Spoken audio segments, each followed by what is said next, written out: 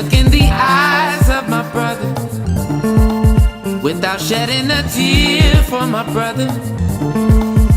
I really wanna try for my brother, 'cause I truly do feel for my brother.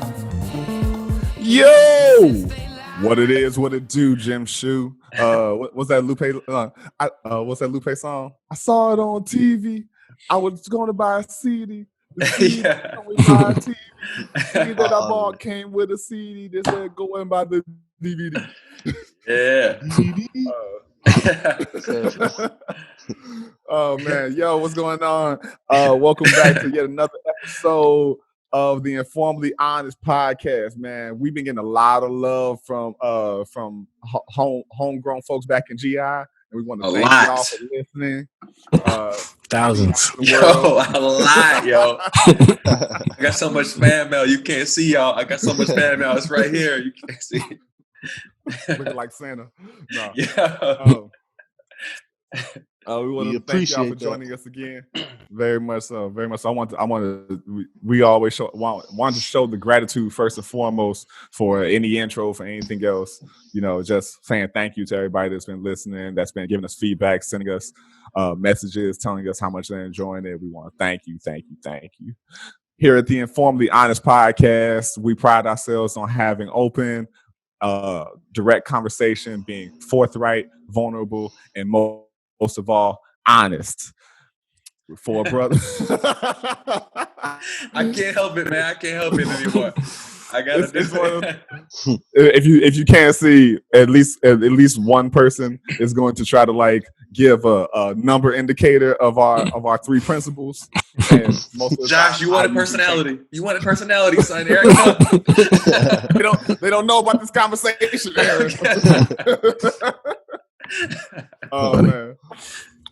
And so it's always funny that they'll try to count it off, but I usually change up what the fuck I say every time, so that, it fucks up every time. But yo, we want to thank y'all. We want to welcome you back, and it's still crazy times. Although the news is trying not to show it, protests are still happening. Actually, larger protests are happening. Worldwide protests are happening. But because there isn't a negative way to spin it, the Western media system is not promoting it anymore. And so just want to speak toward that. Fellas, what y'all seeing? What you feeling these days? I'm feeling. Don't all jump in there at once. Personally, feeling a little more encouraged than I was, but just not much has changed. Just feeling decent. Moving along. Excellent. I'll go because I'm feeling similar. Like I'm feeling similar. However, I would say a little more encouraged too, just because I went to 2 protests last week with my girl, and it was literally us and probably 400 other people.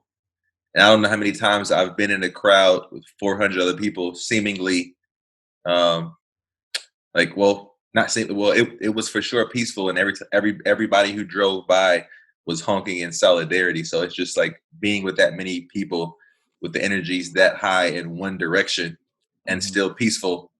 It does something to you. It was good to feel. Dope. AJ, how you feeling? I feel good. So I have a quick story, and I know everyone's in good spirits. That's great, but I just need to tell this story because if you got to post the story, go for it. Man, it's just like as we see like the world, a lot of the world, not everybody, but as going the right direction, or so it seems. There's still people that need to be informed and schooled, and even though I feel like that's not my responsibility, sometimes you have to do it anyway. Yeah. So earlier this week, I want to say maybe like 2 or 3 days ago, this guy that I work with, and to give you reference, I think he's about 20, 21. 2021. And then so yeah, he's a young guy. I don't think his race matters, but I guess it sort of does in this situation. He's a Caucasian fellow. Uh, so anyway, so we have a new hire. He's like I haven't met him formally yet. But I've just seen him. He's a black male, young black male. Seems. I mean, that's all I know about him. So that's that. So me and my coworker, I'll call him Steve. So me and Steve, we're just kind of like in the same vicinity or whatever. And he's like, "Hey, have you seen that new Ghetto kid we got?" I kind of paused for a minute. I was like, "What?" I saw the person you're talking about, but what makes him ghetto? Like I don't, I knew what he meant, obviously, Right. but I was just trying to play like the dumb, like, inform me what you mean. And he's kind of just like, he also paused for a minute, like, how do I play this? Then he was like, I don't know, I just, I was like, no, I'm not really sure what you mean by that. And then he was like, well, I've seen him around. He hangs out with like my brother's friends or something like that. And he was trying to figure out like some a way to like, I guess, explain himself, but it really didn't work. So I was like, oh, okay, because I saw the guy myself and he didn't seem any more unusual than the next guy. And he's like, yeah, I didn't mean anything by it. I was like, oh, But okay. you did. So that ended. Yeah. So I didn't. That ended right there, and I was like, okay, whatever. We went our separate ways, but I kept thinking about it, and like 10 minutes later, I was like, I got to talk to this dude because that actually isn't the first time that we've had a little situation like that. A couple months ago, actually, the first day that we ever even worked together, and he worked at the same company, whatever, but we had never actually worked together. So this is the first time I ever met this dude, and he thought it would be okay to drop an N bomb just like casually in conversation. Like now he didn't say it in a derogatory way. It was like he was just saying it. He was like, and I was like, yeah, you can't say that around me. I was like, I don't care what you say at home or with your friends, but you won't be saying that around me. He's like, oh, I'm sorry, I didn't mean it like that. I was like, okay. So anyway, so that's two moments. So like I got to talk to this dude because he thinks I don't know who he thinks I am. Like not one of his little friends. That's Black Mama's too. But so I was like, hey man, we need to talk. And I was like, I mean, I was very brief. I was like, we've been working together for a few months, and this is the second time you said some racist stuff. And I was like, you got one more time. That's all I'm gonna say. You got one more time, and then we might have a problem.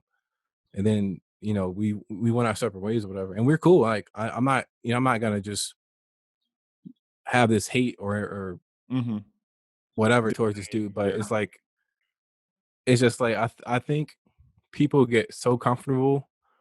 I'm not, and that this could be maybe his friend group, maybe it consists of a mixed crowd, and maybe everyone's okay with whatever he says. But I just think it's important that people realize what's wrong and what's right and the stuff that you can say, especially in a work environment, because you don't know Yeah. who you work with. So like maybe this is okay at your house, but like the fact that he's so bold and like just thinks like, oh, this is okay. You know, this guy isn't gonna be affected by me saying these things. And it's crazy because as we know, I work in Melville. Right next to Melville is Gary. You don't know what my mentality is. Like Right. I could be some straight up. I mean, he probably could tell because I'm not. But I'm saying though, the first day we ever worked together, he didn't know me, so he don't know what I could have been thinking, or capable of, and it's just crazy that someone could be that bold, I guess, or ignorant, or so. In this piece, by saying I think it's important that we don't let stuff slide because um, a lot of people think it's okay, and it's not.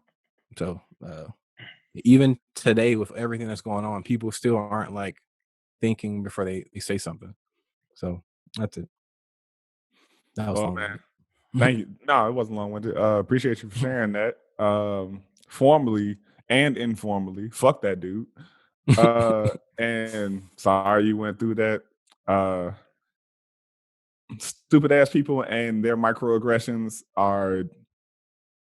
one just one branch on a very large tree that's the bane of our existence in this goddamn country. And so I feel you on yeah, man. I empathize. Yeah, and personally, I'm fine. I wasn't like, oh man, I'm gonna have a bad day because of this. I'm completely And fine. not even yeah, But it's not even just, that. yeah, it's Yeah. just frustrating. It's like, dude, really? Like, have you not learned anything from like at least the last 2 weeks? Like, maybe I should just cool out, just not say anything racially motivated at work. But white folks and selective ignorance, especially if you not to make any kind of prejudgments on him or his political views or what have you, but selective ignorance is something that's allotted to a lot of white people or white passing POCs that is just too a part of their everyday practices that they even amidst all of this, even when it's directly in your face, as it always has been, they get to have cognitive dissonance. Yeah. Was there anything else you want to say toward that, Adam? The only thing I'll say is, I think that this is my opinion. I think that we have a responsibility to not let microaggressions slide, because people will test you and then they'll keep saying stuff like, "Oh, I can go a little bit further and go a little bit further," because I saw that a lot when I was in the military, and people would say like racist jokes all the time, and they felt okay saying it because they kind of were under the comfort of, it's a term that we often use in the military. It's called hiding behind the uniform.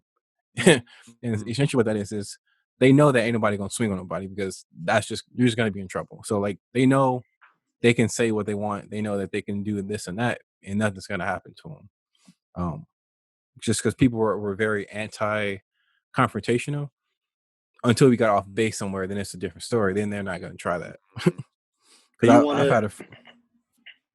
I was gonna say, do you want to explain like microaggressions to the people who like that Yeah. whole term and how it's used in this time or whatever? Sure, I can pull up That's the actual that's a. definition. I think that's a good idea because I'm not even sure I know what the word microaggressions mean. If I'm being honest, Yeah. Microaggressions has been defined as a brief and common daily verbal, behavioral, and environmental communications, whether intentional or unintentional, that transmit hostile, derogatory, or negative messages to a target person because they belong to a stigmatized group. Correct. So What he said. examples of like you could take you hear a little passive statement that doesn't that may not be directly harmful, but it's clearly meant in some sort of harmful fashion. Almost like you can say complissalts or microaggressions, or like anytime a black woman hears, "Oh, you're cute for a dark girl," they hide the "Oh, I don't think darker people are beautiful, attractive, etc." behind, "Oh, you're cute, so that must be like you're the exception to this bias that I have." Yeah. Like for me, like I don't know, like, and the hard thing is you don't know these people's hearts. Well, that one is different. That's a pretty obvious one. But for me, I remember this was years ago. I remember when I was buying a couch, and I was like, "Where is this going?" But I remember buying a couch. This is like, had to be like, it was a minute ago. But anyway, so I was going in to pick the couch up, and the guy's like, he was like, "All right, so are you going to be putting this on credit?" Like, that's like, it wasn't even like a you know how most time they ask you credit or debit. He just like, "You want to put this on credit?" I was like, "No, I got cash." And he's like, "Oh," and he was like kind of like shocked. And it wasn't like this was like a really expensive couch, because it really wasn't. But it is just weird. I don't know. And like I said, it made the assumption that you didn't have enough money to actually afford it. yeah. And it's like, and maybe that was, since maybe for him, maybe it wasn't that. Maybe that's just, maybe he asked that to everybody. I don't know.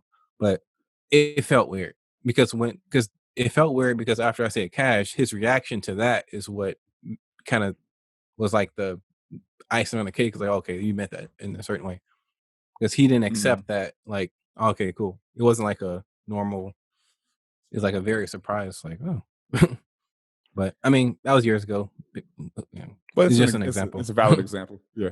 So I'm all right. Now I have a question then, because now that I am familiar with the term, dude, I be seeing so many terms going out. We got so many motherfucking names for everything. I just be like, all right. It all seems like some human drama to me, but we can put psychological names and terms to a bunch of shit. My girl be schooling me on 2 different terms a day. I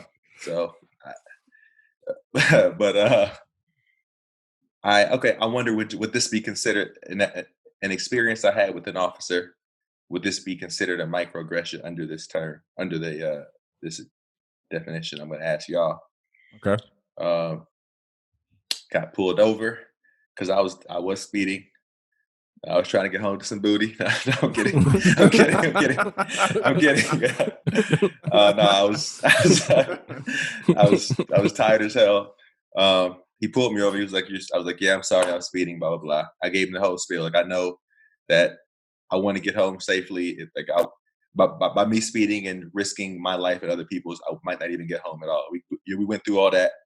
Mm-hmm. And the next thing he said was, he shined the light in the car. He said, this car is pretty clean, pretty empty. You sure it's yours? Would that be considered a microaggression? That's what it kind of sounds like.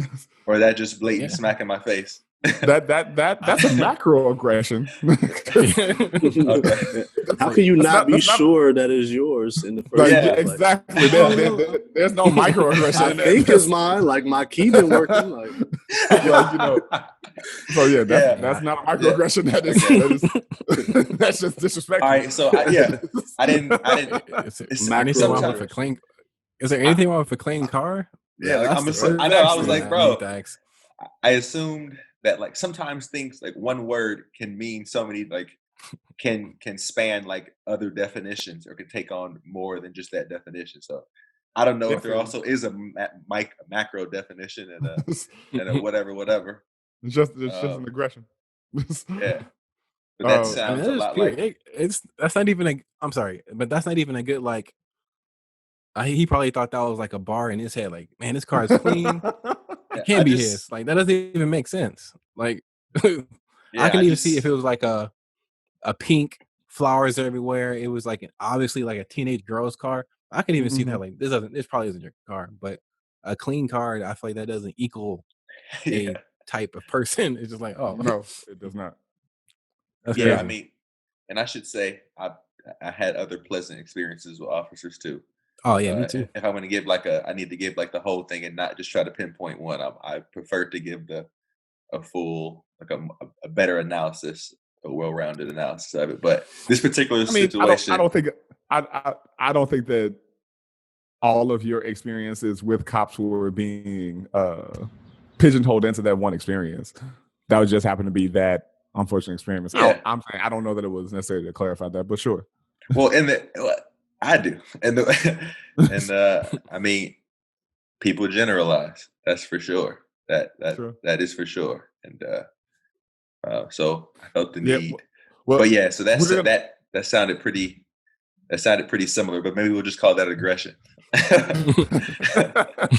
Yeah, like what was it? I remember no prefix. I was getting back to I was driving back to Glen Park one night, studying. So we had a late day. Didn't get back to Gary until like 1:00 in the morning, maybe 1:30 or something like that. Was in Glen Park taking one of my old students home who was riding with me from Chicago, and I got pulled over 3 times in less than 10 minutes. And damn. And all of them went, "Do you have any drugs or guns in the car? And do you mind if we search the car?" And I was like, "One, yes. I'm trying to go home. Like, I just want to go home. Like, what are you talking about?" And all of them were like, "You didn't stop at the stop sign." I was like, "Yes, I did. What are you talking about?" Like, "Oh, you were speeding. We both pulled away from the light at the same time. How could I have sped?" Like, it was all just baseless shit. But because I was a black man, is that a thing? No. No, it's just, I know it's not. I'm just Hey, getting there, bro. I've had something silly too like that, man. I had and all right, this is I was literally going 5 miles an hour, right? Down a neighborhood. I was leaving a neighborhood. I made like 2 lefts and a right or something. And the officer pulled me over and I said, my first thing was, hello, respectfully. I know I wasn't speeding. I know I wasn't speeding. So, I know I wasn't speeding. And literally what he said was, he said people do that sometimes where like they wait too long to turn their signals on because they want to because they want to like evade the police. He said I turned my signal on like too late to try to trick him into like not knowing where I was going. I said, bro, I'm going 5 miles an hour. There's no way I'm out. There's no way. I mean, a lot of this was in my mind, me saying this. I did say, officer, well, I was going 5 miles an hour. How I could run faster than this. I could run faster than this. Yeah. The fact is, like, you can walk faster. I mean, people do get scared or spooked or whatever, and they be like, oh, there's a police there. Let me turn down this way.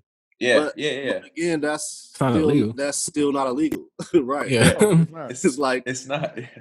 I just don't want to be around you. Is that illegal? Yeah, and then they say like, and then they say like, well, why are you nervous? It's like, because you're you. Have you seen the news? Like, name the current news. In our 30 years of life, have you seen the news? Yeah. Yeah. All right, so I got a question for y'all really quick. How much do you not that it has to have this much credence, but to what degree do we also consider the experiences they've had that maybe brought them to whatever unfair conclusion they're making about us in any particular moment, any particular situation?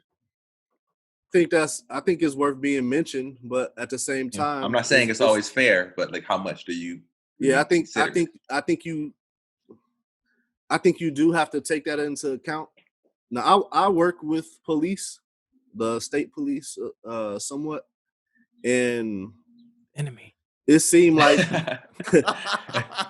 it seems like the more veteran ones have that like type of callous like about them. Like the newer ones are more preserved and they go through the process, like by the books or whatever. Yeah. But all of my experiences with them have been pleasant because of the fact that they know me and they see me. That's what I think it is. Mm-hmm. But it's kind of hard. Like when a cop is coming up to you, you don't know if they're new or old or what's their position. So it's like, ideally, I mean, like they didn't have no reason to pull you over, but they like the fact that they pull you over like that, it shows you something already, that the fact that you didn't do nothing is telling you what kind of how they are. How they about to go into this, yeah. So I'm not sure exactly where I was going with this, but one of the things that I think that's important is that they need to be taped, man. Like, even though they still doing this shit while they taped, it's like it tears down like that authority. Not that they don't have some type of authority, but that like God level authority that they carry. Yeah. But my main point was that the veteran ones, to me, I usually observe them that act kind of crazy like that.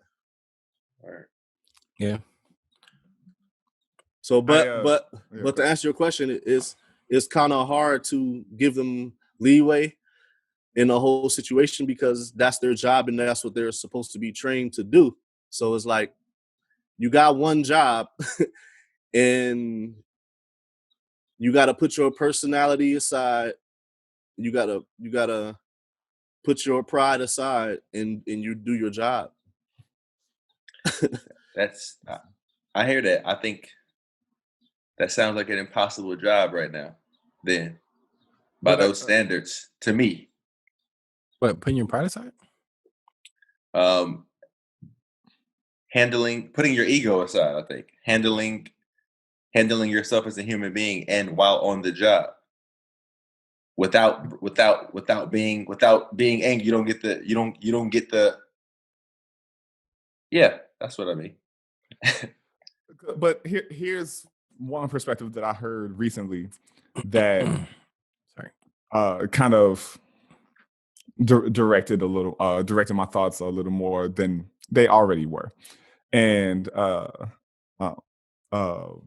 podcaster on a much grander scale was talking about he has a military friend, and he said a really particular thing happened when they were in Iraq, where their higher ups told them no more buffing in, guns blazing. We're trying to win minds and hearts. So it puts you in a little more danger, but it changes the societal perspectives of you, like point of view of you, because now everyone's not considered a threat. And so it's a thing of how is it that can be allotted to people overseas you are at war with when it's not allotted to your own citizens, and I'm supposed to care about how you're faring when too often I'm seen as a threat before I ever open my mouth, before I'm ever interacted with in any way. I'm supposed to consider your past and everything when you're the one with the gun. Yeah, I mean, I can definitely speak on that part. Like, it's so interesting because the rules of engagement, as far as how military troops are to treat the enemy, essentially, it's way different. Like, now, how much they actually adhere to these rules, I don't know, but I do know for a fact that we're technically, like, say there's a guy with a gun, you can't shoot him. You can't shoot a guy with a gun until he aims it at you and starts shooting. Now, does that happen? I doubt it. But it's written. That sounds crazy. Yeah, it's written that if there's a guy that you believe is a threat and he has a gun in his hand and it's walking towards you, you cannot shoot him. But a police officer, they can shoot you if they think that you're reaching for a gun, even if they just told you to get your license or registration out and you go to reach for it, they can shoot you. Like, he reached too fast. Like, what? I'm just getting my license. Yeah, that's crazy. That's crazy, man. But it's crazy.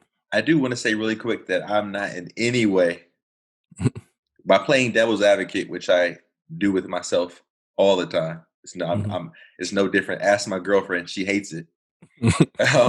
I'm just asking you the same questions I would ask myself. Literally, I'm like nothing more. I'm not being over. I'm not doing this just because you're you. I literally do this to myself. I'm not condoning any of the stuff that's going on right now. I feel you on that. In no way am I condoning any, just because I'm asking. Don't want nobody get this. Not y'all, but the viewers, at least the 1 or 2 million viewers we have. I can't remember anymore. I don't want none of them to don't get the wrong idea. Sometimes when you ask a question that disagrees or have any other opinion, somebody assumes that you completely agree with the other side. That is not the case.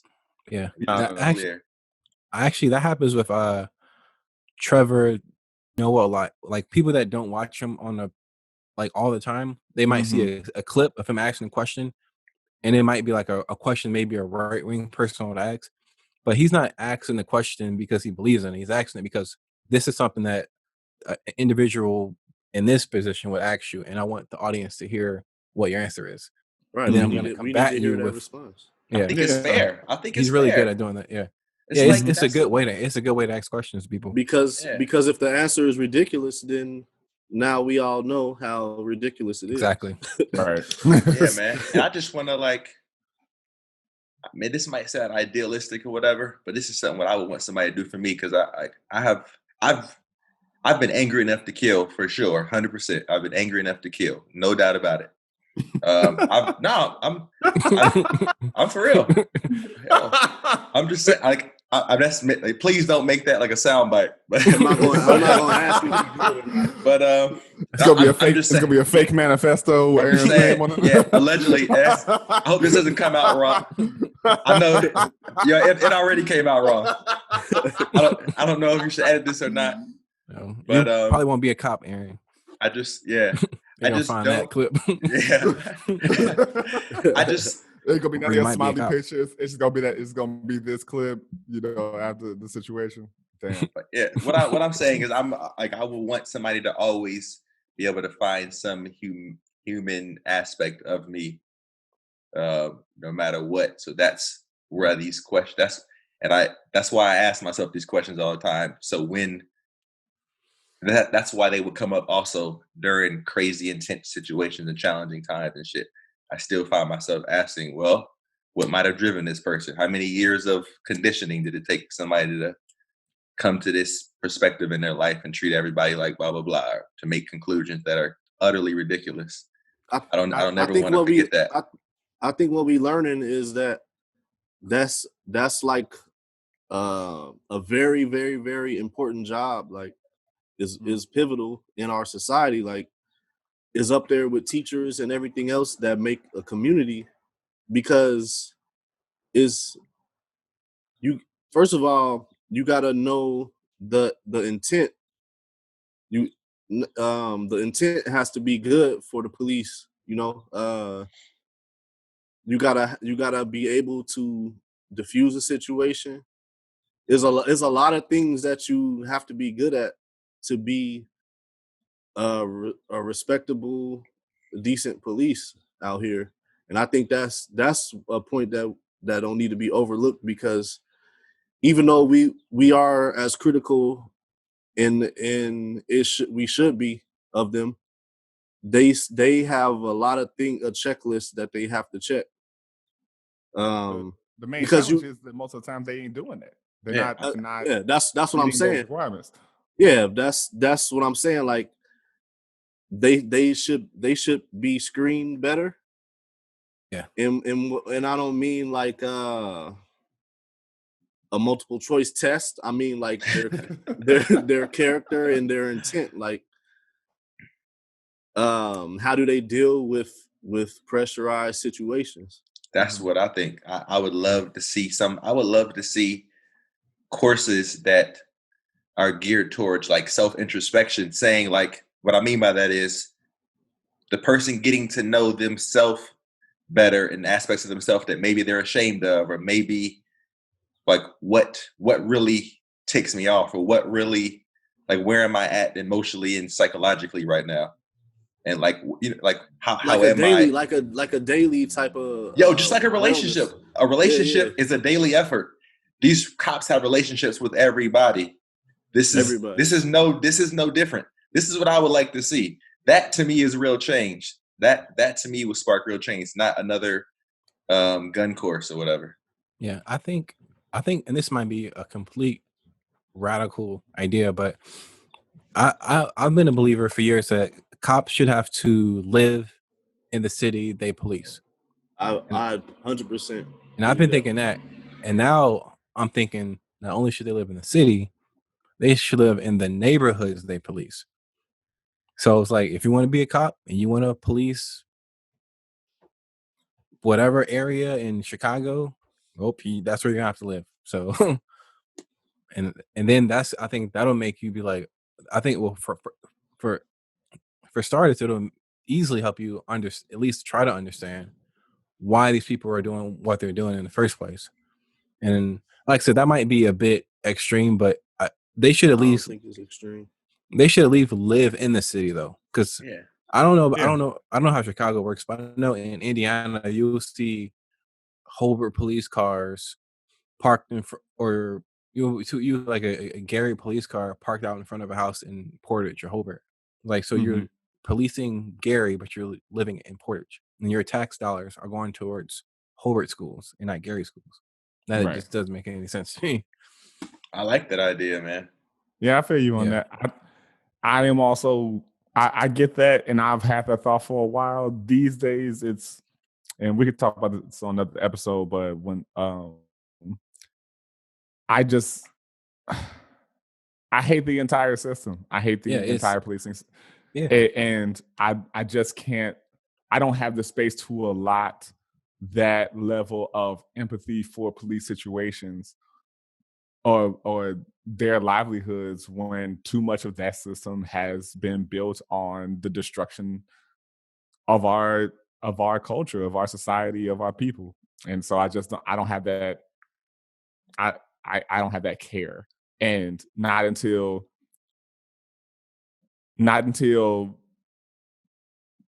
Black folks especially can be able to eat off of a system that constantly tells us that they don't have the resources.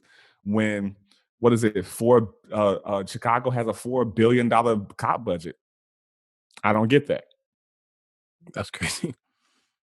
A year or like yeah? What is this? A yearly $4 billion cop budget. To my knowledge, I could be wrong about that statistic, but I'm pretty sure that's the last thing I read. And it's only it's like third in the nation or something like that as far as like large cop budgets. They keep increasing. I feel like their answer is to put more cops on the street. That's always their answer. Has never worked. Yeah. Bill Clinton tried that. I would love to see. I would love to see exactly where that $4 billion is going. Like where I think it's to the salaries. What's funny is of the vehicles and all that. I could actually see them spending that much money. Like the other day, it was because of the looting and all that. But I saw literally on one corner it was about 10 police. Across from them it was 10 police. Like they out there hanging out, man. Like And I don't think, like Adam was saying, I don't think they have ties to their community. Mm-hmm. And that means a lot. Like the people don't respect you and you don't respect the people. So that's a formula for miscommunication. Yeah. And just chaos. Yeah. Yeah, man.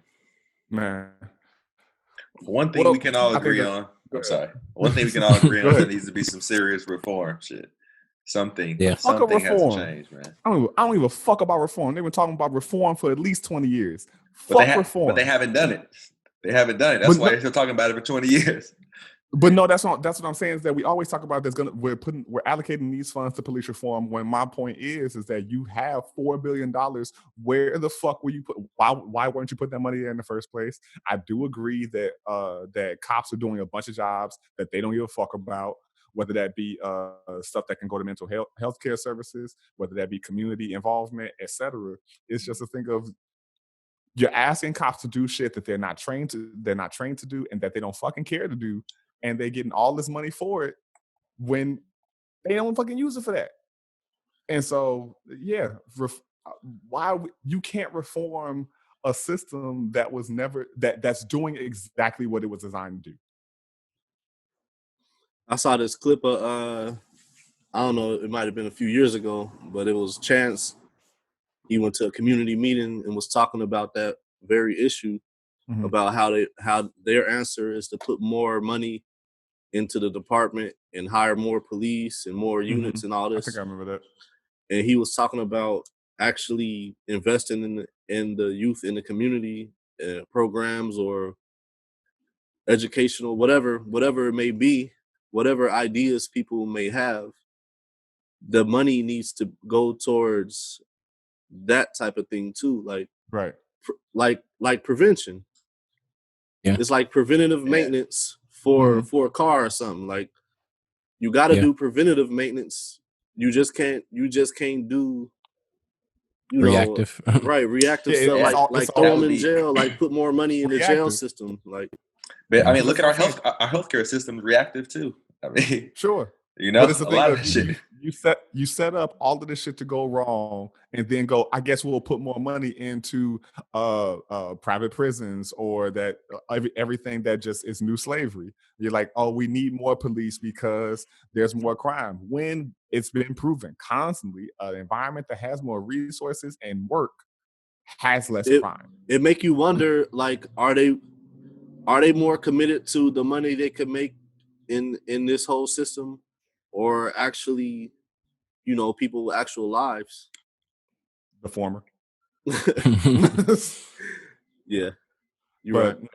I'm past this. Let's move on. Let's move on to something else. Pink people doing stupid pink shit. So I don't know about y'all. I am. I'm laughing because I'm looking at myself in this camera. And I do look kind of pink in this fucking camera. That's kind of true. So take it easy, pal. Knock it off. Knock it off. All right. By you saying "pal," that makes it funny. But I can't explain how sick of solidarity gestures I am when it's all the shit that ain't nobody asked for and being constantly told that we can't just do the shit y'all are asking for. I don't give a fuck about Aaron Paul and other white people telling me that they hold themselves accountable now. I don't give a fuck. This is a long. It's been around for a long time. That type of, I'm gonna give you this, like this a little bit of progress, right?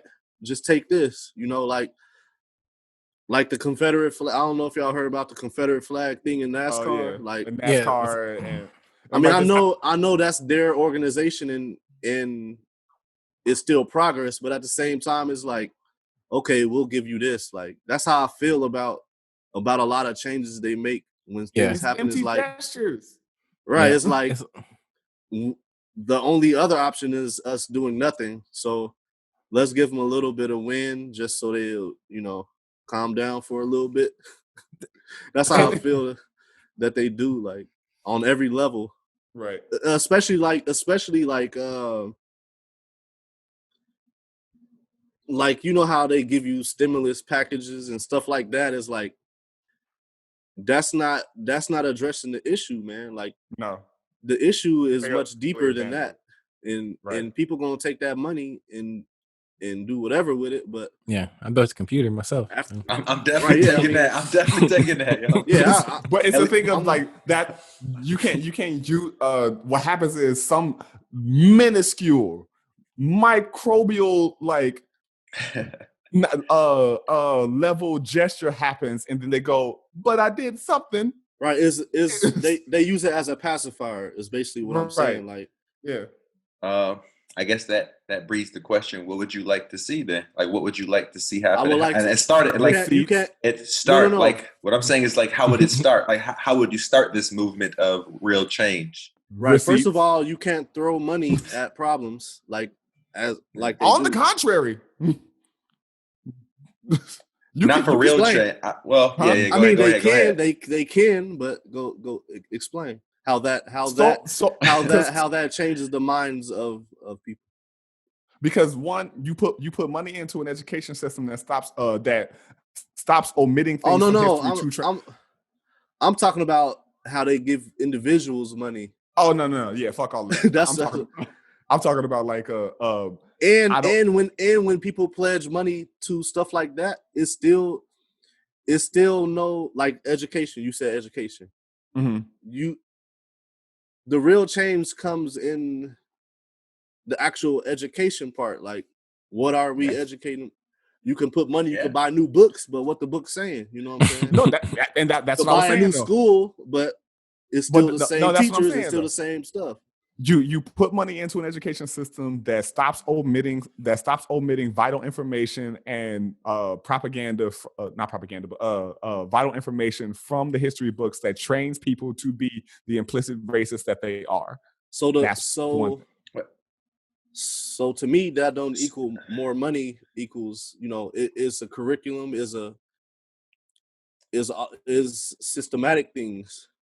Sure, I'm saying to create systemic change, or even with programs about healthcare, programs that can tend to kids, that can tend to vets, that can stop telling kids that college is the only option.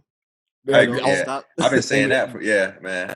You saw how I fared. But that's what I'm There's saying, a though. lot of things, man. There's countless other resources that people always go, well, no one's doing this thing, but there are organizations that are doing it that are highly underfunded. First of all, we need both of y'all on the board. First of all, that's number one. All right, I'm the timekeeper, and that's number one. That's agenda number one. We need y'all on the board. Like good salaries, proper salaries. But to you specifically, Josh, when you say omitting, are you saying, so you're saying white children need different education also, because they would be the ones who the history would be omitting a lot of shit shit in their education. I'm saying it's well, white kids make up the majority of the population just because white people make up the majority of the population.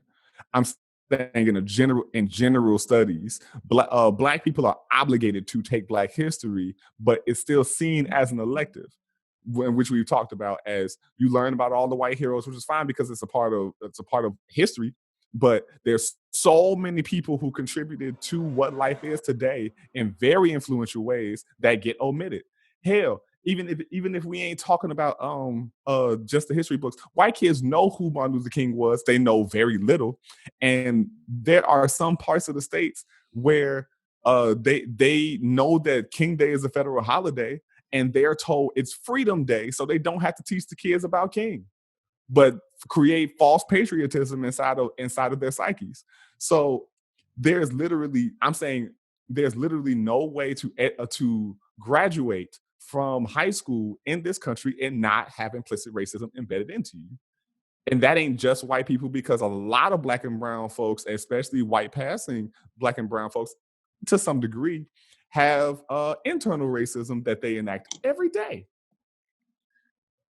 Sorry, I had to do that in the mic. I forgot. Shit. So once what do they do with this new education that they have? Obviously, it'll afford new opportunities, perhaps new outlooks, perhaps new perspectives. Is that what you're saying? And then they can go.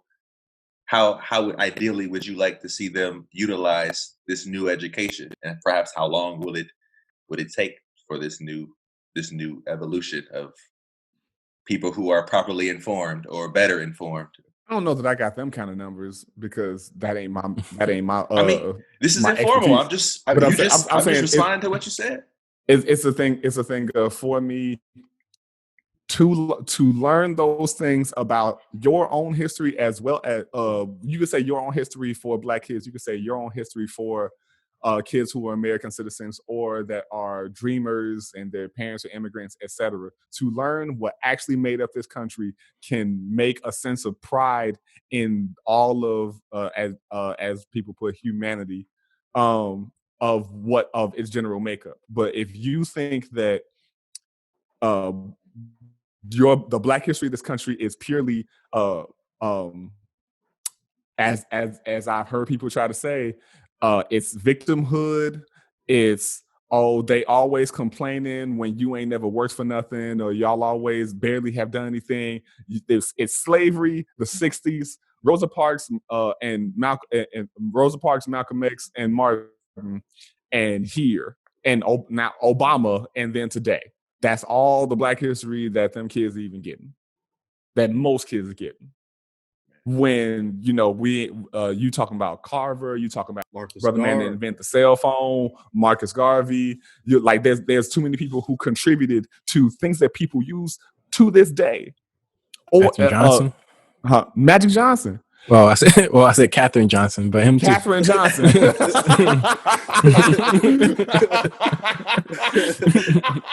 Yeah. Magic Johnson cured best passes ever. Magic Johnson cured AIDS. Yeah, man. He came up with the cure to AIDS. Because let's put it like this. Aaron, do you know who Henrietta Lacks was? No, I do not. Does anybody know who Henrietta Lacks was? But that might be the pink in me.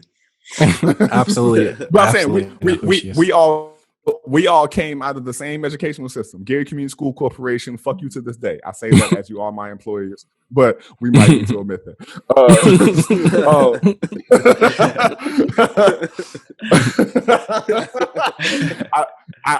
I only put it in that way of they had their own faults too. Henrietta Lacks is a woman who, and correct me if y'all know that I'm saying something wrong, but she died of cervical cancer. But in the midst of her testing, they saw that her cells were immune to every other kind of cancer. Her cells are being used in cancer research to this day. That was in the 50s when they found that out about her. Just maybe 5 years ago or something like that, the American medical system sent an apology to the family for the billions of dollars that they have made off of cells harvested from that woman, and not a dime. Yep. That seems like integral information to teach kids about how America fucks over people and tries to transcend it. Yeah. And I would hope that while doing that, they would change people's hearts too. You so crunchy. No, I would like to see that also. I would like to see that also. I'm all for the history also, but I'm also for some mental and emotional balance. I'm all for different methods of bringing a little balance to the system. I would like to see that too, factored in with all the education as well.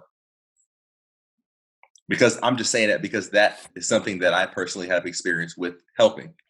So once again, I'm coming from my own experience, but I'm just saying that's also, I would like to add factors in of that also. So I'm like adding on like that's, I'll teach the curriculum. You know, when do I start? I'm only asking for like a measly $40,000 a year. I can survive off that. You know? Yeah. So I don't know about y'all, just to tie this back into the original subject of, do y'all care about all these gestures from celebrities? I don't know if y'all saw the Chappelle special that he let out today. I'm not familiar. Damn. So yeah, he let out a like half-hour set that he did in Ohio with a crew of other comedians and whatnot, of an open space, socially distanced show. I believe it's considered the first live show in the midst of Corona, as far as stateside. And so it was brilliantly done. It had its moments of comedy, but it was definitely a heavy set, because he's just talking about how the current situations are hitting him. But he made this brilliant point of something that he's been saying in this comedy forever. Me and Adam always talk about, where's Ja? And Don Lemon came to him sideways talking about, why aren't more celebrities talking up? Because, you know, Don Lemon has been accepted by the Black community for all of like 5 days.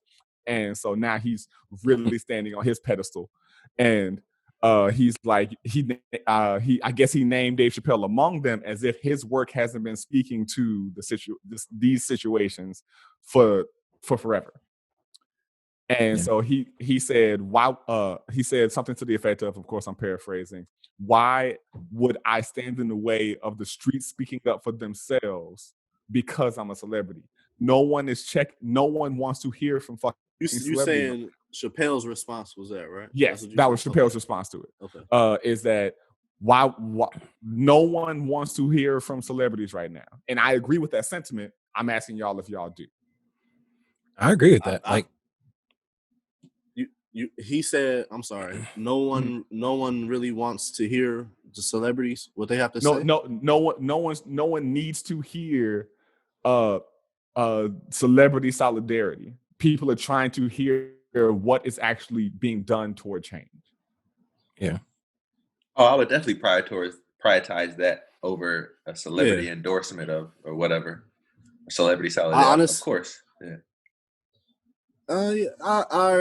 I agree and I disagree, because just the amount of influence that celebrities have and how, I think that need to be addressed. People don't need to follow them as gods, but at the same time, that influence is a powerful thing. Yeah. So that, because I always say like the music is like the number one influencer of people, especially. I don't know if it's just where we from, but it's probably like that, across the globe. Just Probably, because the amount of influence they have is like everybody, and I always use Jay-Z as an example for some reason, but anybody they follow, like they always they say trends are over. They tell you when to grow up, like 444, like people wasn't really thinking about being grown.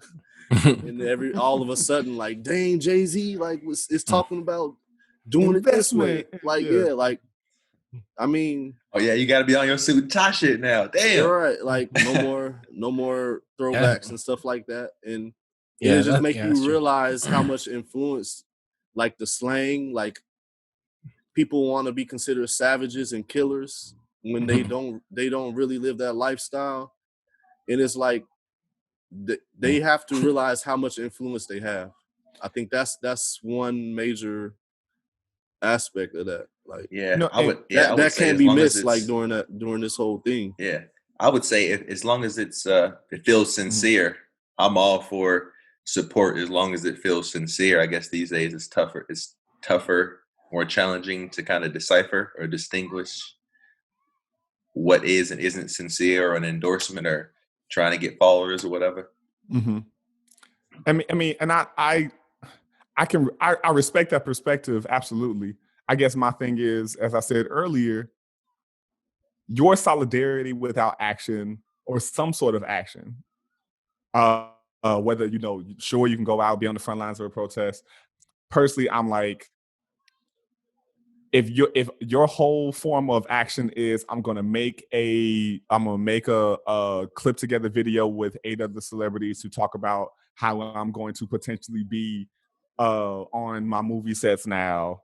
Yeah, I don't care. You know how they do those commercials and it's all black and white and they all take turns. Literally, that is that video.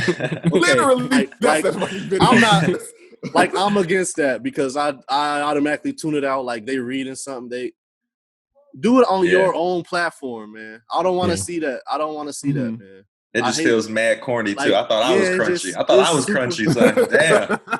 It's super corny. It looked mad rehearsed. It's like, don't do that, man. Just get on your live and say something. I want to see receipts. I want to see you go. Not because fuck if you think it's fucking affirmative action or some shit. There's plenty of capable people in Hollywood that if 90% of your production staff is white, you should see that as a fucking problem. If what is it? Even with that fake promotion, I don't know if y'all Adam put it in the group chat. I probably shouldn't have said that you did, but about Pornhub. There was a fake Pornhub talking about for the next week and a half we're only putting out we're only allowing ebony porn to be shown. Now, is that racist? Yes, because black folks being referred to as ebony is racist in itself. And the other side of that is I actually didn't know that. Like that particular thing. Think about it. When's the last time you heard somebody black like, yo, we ebony and proud? Like, never. It's never happened. Black folks have never referred to themselves as ebony. With even that song, That's Ebony true. and Ivory, I'm pretty sure was sung by a white man. And so, I mean, ebony does mean black, but at the same time, they always trying to, get the thesaurus and see what else you can say. I only bring that up because I'm like, only way I find that to be some sort of legitimate solidarity is if you told me that every actress with high views or whatever during that time is going to receive some money, sure, because that money is going to black people in some capacity. That to me is the solidarity. That would be nice, man. I guess we can't finish this, or we can't go too much further without saying, what the hell are we doing about it? I mean, right now. I can. I've made donations to different organizations, to some bond funds for protesters. I'm doing a food drive tomorrow, helping to host a protest meditation situation. Like, Oh shit. Well, that's just me. I'm not trying to like. So you're talking about what are we doing to what exactly? Well, I mean, we are commenting on what we would like to see. I mean, I can't play the devil's advocate with myself without asking what. No, what I'm I would asking like to you. see, I'm asking. What was the question? Like, what are we doing to combat? Like what exactly to contribute? What to contribute? Or yeah, I mean, I'm responding to what we're talking about. Like, what. I think the original question was, you said, are we tired? How do we feel about celebrity solidarity or folks coming out to try to support? Okay. So what I'm saying, like, what? Yeah. I mean, for me, in that regard, I guess you could say I'm not really doing much of anything, but at the same time, but I mean, I don't. You just told the story, man. You that's the biggest thing in my book. To me, the biggest thing you can do is affect the people around you that might not, they think it's okay to be that way, or they might not understand why it's harmful. You change somebody's life. Yeah. Whether he want to admit it or not, in his psyche, he thinking about it. Yeah. And he know that's not right. And not everybody has to do broad shit. No, I was just asking. Yeah. Not like by all means, all power to people who are on the front lines, and especially definitely. But that's not everybody. That's not everybody's route. Who was I talking to? I was talking to somebody recently about like discomfort and how because the person was talking to me and saying, like, can you believe? Well, and I agreed with her. She was saying, because a lot of businesses are like, let's say, whoever the bosses of the business that are sending emails, letting everybody and all the employees know, I am, we do not condone any racism or discrimination of any kind, and we are in support and solidarity of all of our minorities and all of our employees of equal opportunity, blah, blah, blah. A lot of businesses are doing that. I've gotten several emails. A lot of people I know have gotten emails from their companies reminding them that they're in support, blah, blah, blah. And somebody was like, yo, how could you, like, she said she couldn't believe that they didn't come up, that they didn't also add any action plans. Right. Like action points. And I agree. But I think part of it, to link it back to what Marcus was saying about Adam and him telling the story, is even being willing to have that uncomfortable, to like address your own discomfort of why you're even uncomfortable with talking about it or speaking to somebody of the opposite race and wanting to get to know them and just understand and hear their story a little bit more. Just addressing your own discomfort to be able to move on. And then you might be inspired. I don't even know if you can be inspired until you address your own discomfort on a particular topic. I don't know if you can be as inspired to move if you're still taking half steps. So I think I'm kind of relating that back to, I think that's kind of what you were doing, Adam, is addressing something in that way, still making a move, a fruitful move. And that's all I got on that, yo. Somebody else take it away.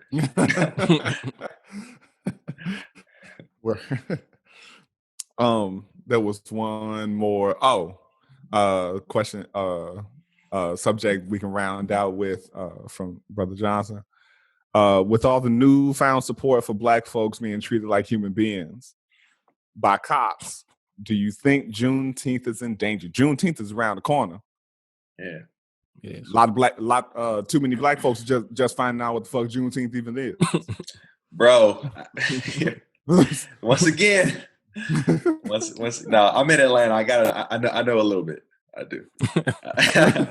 But I don't. You said the question is, do we still think it's happening? Like it's gonna happen? Let me be clear about what the question is. I'll read it again.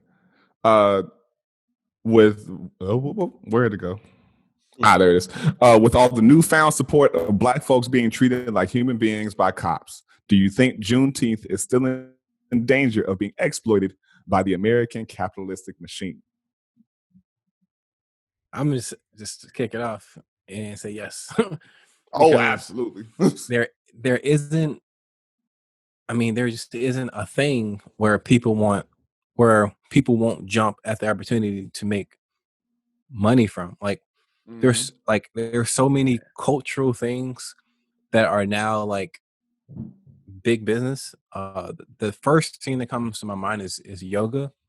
And it's absolutely no disrespect to yoga people, but it's like Yogist. it's Yogis. So like it, and it, from my understanding, it's great for you, but it, like as we know, it started I think in India. In the East. In the East, yeah. Yeah, we'll say the East. Sounds mystic. But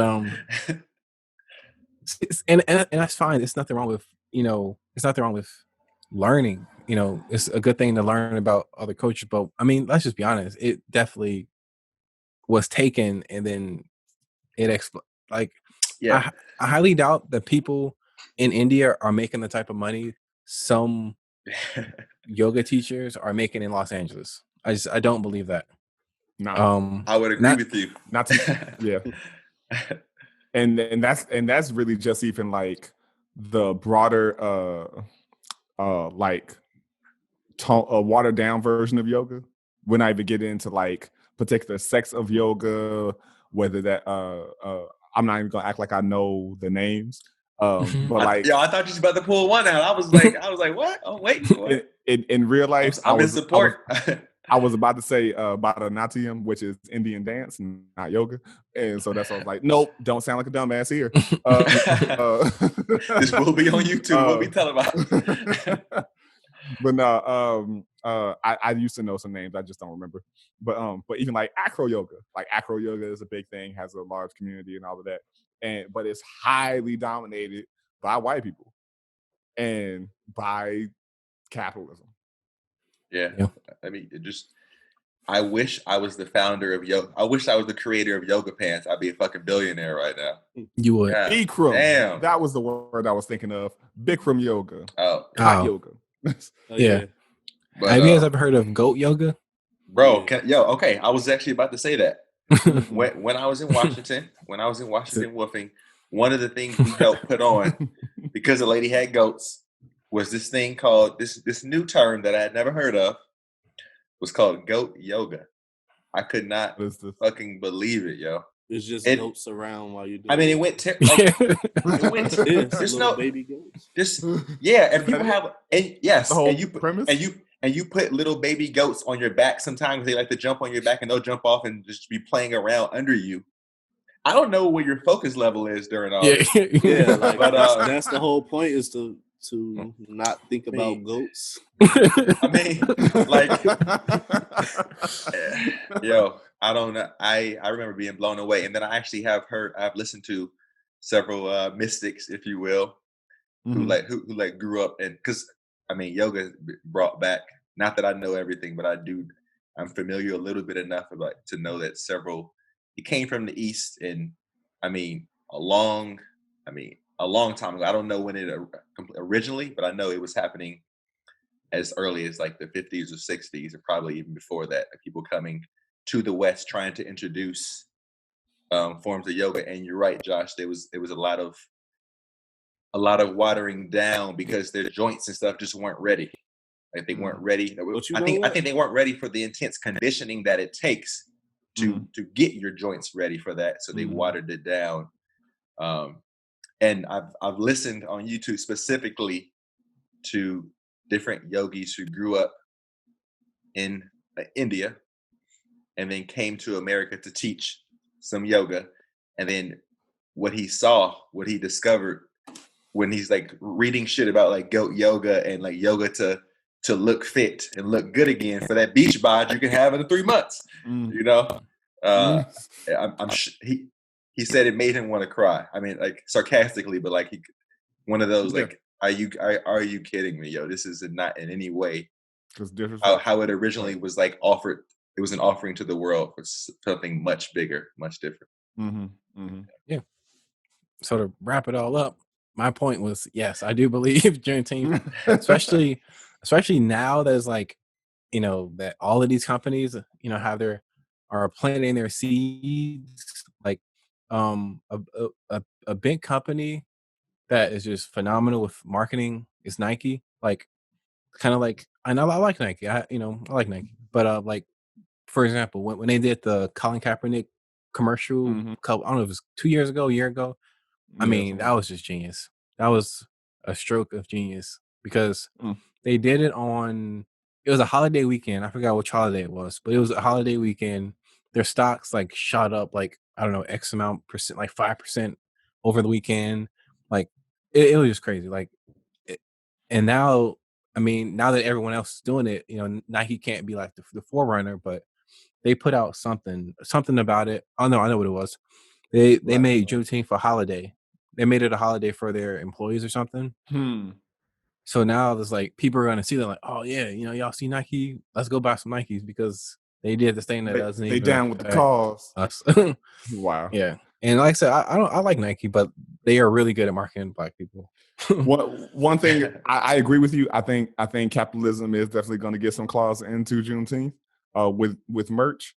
All I want to implore people to do is, if you're looking for Juneteenth merch, go look for Black suppliers. Yeah, I Go feel like find some people around you that are selling some Juneteenth stuff. I had an old student hit me up with a design she made, and she was like, "Would you buy this?" And it was a Juneteenth T-shirt that she was trying to sell, and I was like, "You know what? Yeah, I would. That appeals to my sensibilities." And so I'm like, "Yo, just like find in that same way that everybody hoped you when you went to go buy your kente cloth for Black Panther." And we hope that you bought it from somebody Black and not Amazon, like what's her face intern did this past weekend. What's her name? Nancy Pelosi. Hey, that picture. Go support all your airbrush artists. That's going Dougie, give them a break from their RIP. Yeah, make them do something relevant. Go support some Black suppliers. Go support a Black business. There's too many Black businesses that and too many people finally starting to be like, I'm trying to shift all my products to be from Black-owned companies or whatnot. If it's any time to do it, Juneteenth should definitely be the fucking time. Yeah, I agree. Hey, Marco, y'all got any feelings on this? I would echo Adam's sentiments. I mean, if you look at hip hop, I mean, yeah, I could stop there. Look at hip hop. Yeah, that's a big one right there. But I feel like if it makes business sense in the big machine's eyes, then they'll take it. I don't think that's ever gonna change at this point, unless there's some large collapse of some industry of the financial, which that might be possible, but yeah, I don't see that changing. They're gonna exploit everything that people stand behind, and it's our job to see if it's genuine or not.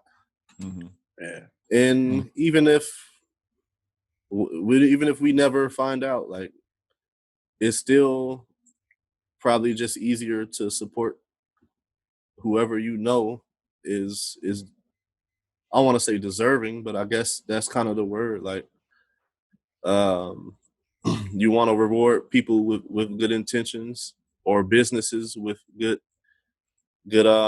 business practices. So yeah, I don't think that'll ever change about any. I don't think they're gonna stop because exploiting any financial thing because of any reason. Like, you see that spiritual growth is monetized. Everything that you could think of it has another side to it of exploitation. So yeah. I got a quick question to y'all. In regards to this, do you think, or you might have already answered this, Marco, but do you think it's possible for those two things to have a balanced marriage, those two things to have a marriage or a well-intentioned marriage? I guess you kind of did answer a little bit, like in regards to us being able to decipher which one we find to be more sincere when the two meet. When the commercial machine finds any particular movement, and do you think it's possible? I'm just asking. It just popped up. I think it's possible. It's possible, but the issue usually is the way to keep it balanced is finding suppliers who are of that culture to support. And usually what ends up happening is larger, usually white-run companies or people who are just in higher financial standing get a hold of those things, find some way to make a lot more and to make it cheaper, and they can publicize it better. To another thing that always happens is they end up selling it to, like Josh said, they end up selling it to a bigger thing, and it becomes something else. Yeah, that's and I think the only thing that can stop that is the passion within your mission, like FUBU or whatever. Like we all know what happened with them. They was doing good, and they was doing so good that, I mean, it's called for us by us. Yeah, and that like it's kind of ironic that it is not for us or by us. So and I don't even know if it's still around, but it's just funny. That's a great example. I mean, Damon is still a highly wealthy venture capitalist. Yeah. I mean, he's good. Yeah. It's still around. Yeah, man. This whole, I think it just shows one of the practical, not that it has to be this way, but one of the practical points of business is to stay in business. So like that's, I mean, that money is going to always, it seems like the money is always going to take, or future opportunities to make more money or assets are going to take precedence or take priority, unfortunately. Yeah. I think we got I know we talked about a few episodes back about the threshold that we give to Black businesses and stuff like that. Like, but I was about to say, like, we gotta hold them accountable, but at the same time, we gotta give them some sort of grace, room for growth. Oh yeah. I think the social, like, oftentimes we focus only on like what the business entity's social responsibility is, and I think that could be the people's social responsibility towards the business is to give them some leeway, some room to grow, and then critique them. Yeah, give them room to grow, and if you can offer them help, do that too. Yeah. If it's a thing of like, you go, if you know that you are great with customer service and you are dealing with a company that ain't great about customer service, be like, yo, let me help this out because I feel like y'all could have more business if you deal with this thing. Let me show you my references. Let me show you what I've done in my past so I can help this business to thrive. But that's just me. Man, it's been a fun one, y'all. Yeah. It's been a fun one. Sure. Even with the various heavy thoughts or and what have you, I do think having this platform to be able to hash out these thoughts is just, it's doing wonders for at least my mental health. Because I get to say these thoughts outside of my head that have been somewhat processed, but probably not all the way. So it's good to bounce those off of y'all, especially when we're not allowed to really see or talk. You can talk to people, but you're not allowed to like see people. And even though I can do this with other people, you know, I got this love for y'all. I'm here with y'all. Yeah, you can be anywhere else in the world right now. Somebody was gonna say that. I'm here with you.